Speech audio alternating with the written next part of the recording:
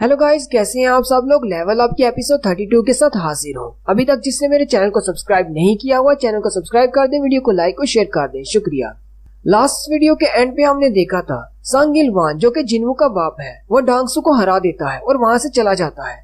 Next scene south Korea का होता है। जिन्वू हॉस्पिटल में अपनी बीमार माँ के पास जाता है। जिन्वू की मॉम एक ऐसी बीमारी में होती है जिसमें वो ना जिंदा है ना ही मरी हुई है। ये एक ऐसी खास बीमारी होती है जो कि हंटर्स के आने के बाद हुई थी। जैसे गेट्स ओपन होना शुरू हुए, लोग इस बीमारी में मुब्तला होने शुरू हो गए। जिन्वू के हाथ में वो कागज होता है जो कि होली वाटर के लिए है। जिन्वू होली वाटर ऑफ लाइफ की डिस्क्रिप्शन पढ़ता है और उसके बारे में लिखा होता है कि एक ऐसा पोशन है जिससे तुम किसी भी बीमारी को क्योर कर सकते हो और ये उसी वक्त काम करेगा जब बीमार बंदा इसकी पूरी बॉटल को पी लेगा। जिन्वू कहता है यही वो चीज है जो मुझे अपने सेट इफेक्ट से मिलने वाली है। मुझे सिर्फ अपने सेट इफेक्ट को कंप्लीट करने के लिए एक और आइटम चाहिए। इसका मतलब मुझे डीमन कासल में फिर से जाना होगा और एक बॉस को हराना होगा। अगर मैंने उस सेट इफेक्ट को हासिल कर लिया तो मुझे होली वाटर ऑफ लाइफ मिलेगा जिससे मैं अपनी मॉम को क्योर कर सकता हूँ। जिन्वू कहता है वुल्कन को हराने पे मुझे मैजिकल वुड मिली थी, जबकि म्यूटस को हराने पर मुझे एक स्पेशल वाटर मिला था और मेरी लास्ट आइटम डीमन किंग का प्योरीफाइड ब्लड है। इसका मतलब मुझे डीमन किंग को हराना होगा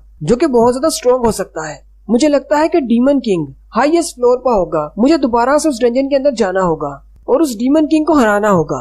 अगर मैं डीमन किंग को हरा देता हूँ तो मुझे होली वाटर ऑफ लाइफ के लिए सारे इंग्रेडिएंट्स मिल जाएंगे और फिर मैं अपनी मॉम को ठीक कर सकूंगा। मैंने डीमन कासल के अंदर पूरा एक हफ्ता गुजारा जिससे मेरा लेवल 16 नंबर के साथ ऊपर गया। अब जबकि मुझे अच्छी तरह से पता है कि मैं एक एस रैंक के बराबर हूँ, मुझे किसी भी चीज से डरने की जरूरत नहीं। जिन्वू अपनी मॉम से कहता है मॉम आपको बस थोड़ा सा इंतजार करना है, मैं बहुत जल्दी आपको ठीक कर लूंगा। जिन्वू कोरियन हंटर एसोसिएशन के बिल्डिंग में जाता है जहाँ पर रिसेप्शन पर बैठे बंदे न्यूज सुन रहे होते हैं।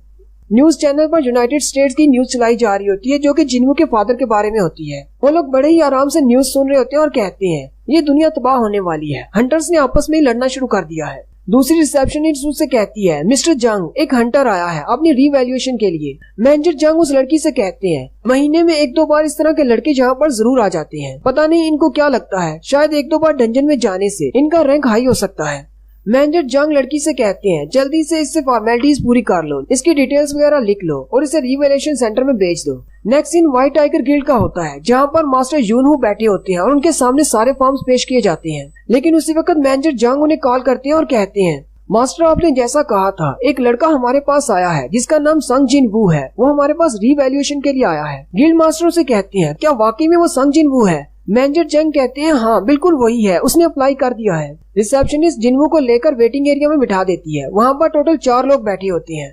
दरवाजा खुलता है और एक लड़की उनमें से कहती है अगला बंदा आ जाओ। एक हंटर उठकर अंदर चला जाता है। जिन्वू क्योंकि यहाँ पर पहले भी आ चुका है, जिन्वू कहता है आज भी इनका मेथड वही पुराना है। अब पीछे 3 लोग रह जाते हैं। उनमें से एक तो बहुत ज्यादा नर्वस होता है जबकि एक हंस रहा होता है और कहता है तुम लोगों को नर्वस होने की जरूरत नहीं, अगर तुम्हें कोई भी रैंक मिलता है उससे तुम्हारी जिंदगी बदल जाएगी। वहीं पर बहुत सारे छोटे गिल्ड्स के लोग भी खड़े होते हैं जो कि इनको हायर कर रहे होते हैं। जैसे ये अपने रैंक लेकर बाहर निकलते हैं, वो बंदा उन्हें बताता है अगर तुम्हें डी रैंक मिलता है या फिर इससे ज्यादा तो वो लोग तुम्हें जल्दी से हायर कर लेंगे। ये सारे छोटे गिल्ड वाले हैं, इनके पास खुद कोई भी नहीं जाता ज्वाइन करने के लिए, इसलिए ये लोग हमेशा यहीं पर रहते हैं ताकि जैसे ही किसी को उसका रैंक मिले वो उसे अपने गिल्ड में शामिल कर सके। वो हंटर उन दोनों से कहता है मुझे नहीं लगता कि हमें इन गिल्ड्स को ज्वाइन करना चाहिए क्योंकि ये लोग हमारी प्रोटेक्शन पर ज्यादा ध्यान नहीं देते और ये खतरनाक काम करते हैं जिससे डेथ रेशियो बहुत ज्यादा बढ़ जाती है। जिन्वू कहता है ये सारे छोटे गिल्ड्स वाले हैं, ये हाई रैंक की डंजन्स को क्लियर करने की कोशिश करते हैं लेकिन इनके पास इतनी ज्यादा मैन पावर नहीं होती जिसकी वजह से हादसा बढ़ जाते हैं और बहुत सारे हंटर्स मारे जाते हैं। उसी वक्त जो हंटर अंदर गया था वो चेहरा लटकाकर बाहर निकल आता है। रिसेप्शन वाली लड़की कहती है अगला कौन है, आ जाओ। वही हंटर जो कि पहले बातें कर रहा होता है और उनसे कहता है अगर तुम्हें ई रैंक नहीं मिलता तो भी सबसे अच्छा है, हमें ज्यादा नर्वस होने की जरूरत नहीं, ई रैंक के अलावा कोई भी रैंक चलेगा। वहीं पर बैठा हुआ वो हंटर जो कि बहुत ज्यादा नर्वस होता है वो कहता है अगर मुझे ई से ज्यादा हायर का रैंक मिलता है तो मैं किसी अच्छे गिल्ड को ज्वाइन कर सकता हूँ जिससे मुझे अच्छी खासी कमाई होगी और मैं अपनी बेटी के साथ दोबारा रह सकता हूँ और मैं अपना सारा कर्जा भी उतार सकता हूँ।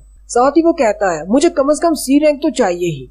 जिन्वू भी उसकी तरफ देख रहा होता है और कहता है हंटर के रैंक से उसकी जिंदगी मुकम्मल तौर पर तब्दील हो जाती है। एक हंटर की पावर को उसके रैंक से डिटरमिन किया जाता है। चाहे आप अपनी बॉडी को कितना ज्यादा ट्रेन कर लें, चाहे आप किसी भी वेपन के कितने ज्यादा माहिर क्यों ना हो, अगर आपका रैंक ज्यादा हाई नहीं है तो आप इन गिल्ड्स की नजर में बिल्कुल बेकार हैं। इसके अलावा हाई रैंक के हंटर्स को ज्यादा इनकम मिलती है। मिस्टर सोंग एक बहुत ही अच्छे तलवारबाज हैं। उन्होंने सालों तक इसकी प्रैक्टिस की है लेकिन वो भी ताइशी के सामने नहीं टिक पाए क्योंकि मिस्टर सोंग का रैंक उनसे कम था। मैं अभी सालों से डंजन्स के अंदर जा रहा हूँ, लेकिन एक ए रैंक के हंटर के तौर पर मैं अपने रैंक से कभी अपना पीछा नहीं छुड़ा पाया। लेकिन अब मैं दोबारा से रीवैल्यूएट होऊंगा और मुझे कंफर्म है कि मुझे इस बार एस रैंक मिलेगा। उसी वक्त वो बंदा जो कि पहले उनको भाषण दे रहा था, वो अंदर से बाहर निकलता है और बहुत ज्यादा उदास होता है और कहता है मुझे तो सिर्फ ई रैंक मिला है। वो लड़की कहती है अब आगे कौन है? वो मोटा बंदा जो कि पहले बहुत ज्यादा नर्वस होता है, वो कहता है मुझे नहीं जाना। वो लड़की कहती है क्या तुम बीमार हो? वो हंटर कहता है नहीं मैं बीमार नहीं हूँ, पहले इसको ले जाए, मैं बाद में आऊंगा। जिन्मू उस लड़की के साथ अंदर चला जाता है। सामने एक बड़ा सा मैजिक बॉल होता है। वो लड़की जिन्मू से उसका नाम पूछती है। वो जैसे ही जिन्मू का नाम अपने कंप्यूटर में एंटर करती है तो उसे पता चलता है कि जिन्मू के पास ई रैंक है। वो लड़की जिन्मू से कहती है क्या तुम यहाँ पर दोबारा अपनी रैंकिंग के लिए आए हो? वो लड़की हैरान हो जाती है और कहती है हमेशा ऐसा ही होता है, ये ई रैंक वाले जब भी किसी डंजन में जाते हैं दोबारा से आकर रीवैल्यूएट करने की कोशिश करते हैं, क्या पता इनका रैंक हाई हो गया हो। लड़की जिन्मू से कहती है अपना हाथ इस बड़े से क्रिस्टल बॉल के ऊपर रखो और इंतजार करो। जिन्मू जैसे उसके ऊपर अपना हाथ रखता है एक एनर्जी फ्लो निकलता है। वो लड़की अपने कंप्यूटर में देखकर बहुत ज्यादा हैरान हो जाती है क्योंकि जिन्मू की एनर्जी इतनी ज्यादा होती है कि उसका कंप्यूटर उसको नाप नहीं रहा होता। वो लड़की कहती है शायद मेरे कंप्यूटर में कोई एरर है, हम दोबारा से ट्राई करते हैं। वो दोबारा से ट्राई करती है लेकिन फिर से एरर आ जाता है। वो लड़की कहती है ऐसा पहले तो कभी नहीं हुआ, शायद हमारे कंप्यूटर में कोई खराबी आ गई है, मैं जल्दी से अपने मैनेजर को बुलाकर लाती हूँ। मैनेजर चैंग अंदर आते हैं और उसे कहते हैं क्या हुआ, क्या मशीन खराब है? तुम्हारा दूसरा साथी कहाँ पर है? वो लड़की मैनेजर से कहती है वो वॉशरूम गया हुआ है। मैनेजर उसे कहते हैं क्या उसे नहीं पता था कि यहाँ पर काम चल रहा है, फिर वो वॉशरूम क्यों चला गया? मैनेजर उस लड़की से कहते हैं अच्छा ठीक है मुझे बताओ क्या मसला है? वो लड़की कहती है हमारी मशीन शायद खराब हो गई है, ये बार बार एरर दे रही है। मैनेजर आगे बढ़ते हैं और कहते हैं मैंने अभी व्हाइट टाइगर गिल्ड के मास्टर से बात की, वो इस लड़के को लेकर बहुत ज्यादा क्यूरियस है, इसलिए मैं भी यहाँ पर आ गया देखने के लिए कि आखिर इस लड़के में ऐसा क्या खास है। लेकिन मुझे नहीं लगता कि डबल अवेकनिंग इतनी ज्यादा खास है कि सभी को मिलती रहे।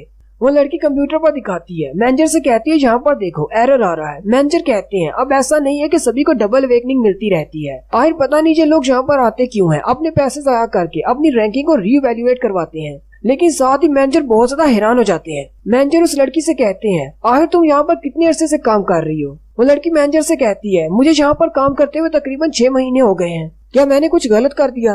मैनेजर सोचते हैं इस लड़की को तो यहाँ पर सिर्फ 6 महीने हुए हैं। लास्ट टाइम हमारे पास जो एस रैंक का हंटर आया था वो चा हाई इन थी, जो कि इस वक्त हंटर एसोसिएशन के साथ काम कर रही है। उसकी मेजरमेंट भी काउंट नहीं हो रही थी, उस वक्त भी यही एरर आ रहा था। मैनेजर उसे कहते हैं जल्दी से चैंग शिक को बुला कर लाओ, अगर वो वॉशरूम में है तो उसे जल्दी से वॉशरूम से बाहर निकाल कर लाओ, यहाँ पर एक बहुत ही सीरियस मसला चल रहा है, उसे जल्दी से यहाँ पर लेकर आओ। वो लड़की मैनेजर से कहती है आज यहाँ पर हो क्या रहा है? मैनेजर उसे कहते हैं ये कोई एरर नहीं है, हम इसकी एनर्जी को रीड नहीं कर पा रहे।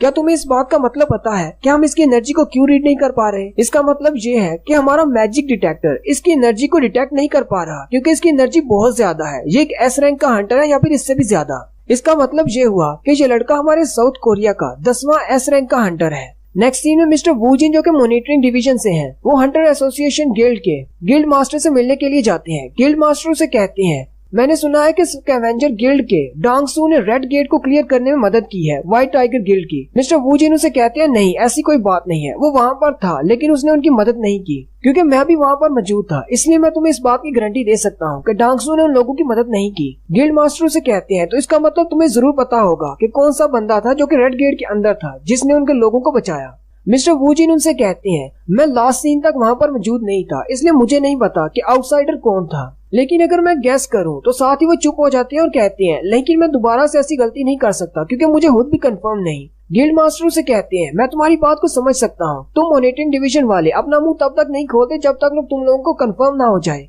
चलो छोड़ो इस बात को, वैसे भी मैं ज्यादा क्यूरियस हूँ उस बारे में जो कि जेजू आइलैंड से एक एंट मिली है जिसके पर निकले हुए हैं। मिस्टर वू जिन कहते हैं हाँ ये खबर बिल्कुल ठीक है कि हमें वहाँ पर समुद्र के किनारे एक मरी हुई परों वाली चूंटी मिली है, लेकिन अभी तक ये कंफर्म नहीं कि वो बिना मरे उड़कर यहाँ तक आ सकते हैं या नहीं। लेकिन मुझे लगता है कि वो लोग इस बात को कंफर्म किए बगैर ही अपनी हंटर्स की टीम्स को वहाँ पर भेजेंगे ताकि उन डीमन चूंटियों को मारा जा सके। गिल्ड मास्टर से कहते हैं मैं इस बात को समझता हूँ, हमारा गिल्ड तुम्हें पूरी सपोर्ट करेगा। गिल्ड मास्टर से कहते हैं लेकिन एक और बात है, आज बिल्डिंग बी में बहुत ज्यादा शोर मचा हुआ है, ऐसा क्या है वहाँ पर? मिस्टर वू जिन कहते हैं मुझे नहीं पता। गिल्ड मास्टर से कहते हैं लेकिन मुझे पता है। मिस्टर वू जिन कहते हैं चलें फिर वहाँ पर चलकर देखता हूँ, मुझे लगता है शायद कोई नया हंटर है जो कि अपनी रीवैल्यूएशन के लिए आया है ताकि उसे नया रैंक मिल सके। गिल्ड मास्टर से कहते हैं नहीं रहने दो, मैं खुद वहाँ पर जाता हूँ। मिस्टर वू जिन कहते हैं इसको देखकर लगता नहीं कि ये एक एस रैंक का हंटर है और एक गिल्ड का मास्टर है, लेकिन इसे धोखा नहीं खाना चाहिए। गिल्ड मास्टर से कहते हैं चलो फिर दोनों एक साथ चलते हैं और वहाँ पर जाकर देखते हैं। और यहीं पर हमारी इस एपिसोड का एंड होता है।